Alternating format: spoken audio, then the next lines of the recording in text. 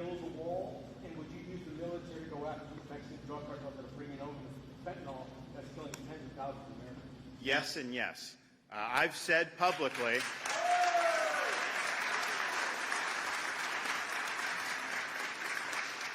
I've always supported the wall just because it's such a big border. You can have border patrol. You never will be able to have enough. So the cartels will direct people where there's not surveillance, and so you have to have that. I think it's important. And what I've told people publicly is, if Joe Biden wants to get serious about that, give me a call. We had a situation where we had a hurricane come through Southwest Florida, knocked out a bridge going to Pine Island, severed the causeway to Sanibel in 3 different places.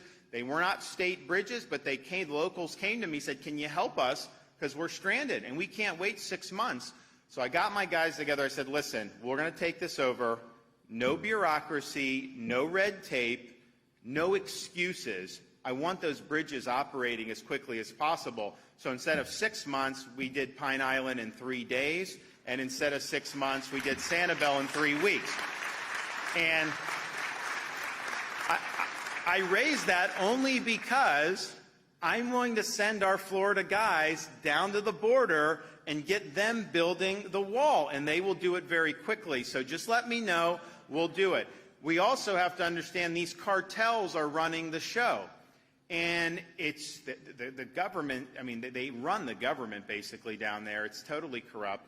But they are running people into our country, and they are running massive amounts of fentanyl into our country. That's killing tens of thousands of Americans. It's killing people in Florida communities. Like, I love how the media will sometimes say, like, oh, it's a border. Why do you care about it? You're not at the southern border. Reality is this fentanyl gets all over the country, and you have families that are losing kids. And what they'll do is they'll put the fentanyl in something that maybe the kid shouldn't be doing, but is normally not fatal. But if it's laced with enough fentanyl, that could be lights out.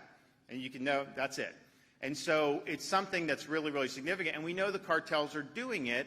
And so the idea that somehow we just absorb this with impunity without doing anything in response, and you got, there's a lot of things you got to consider, but the idea that we can just let this happen, I think is wrong. Now, you're going to see a massive disaster this week with the expiration of Title 42. We've always said we sent people to help Texas 2021.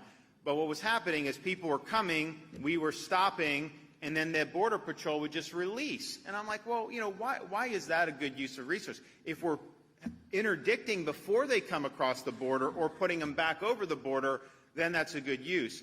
If Texas is going to start doing that now, which maybe they are, I'm trying to figure out what they're doing, we've said we will send people to help in that effort. Because I think the idea that you come illegally and then you get to go wherever you want in the interior of the country, that's not a deterrent, and that's not going to end up working. So I think you need to see some serious action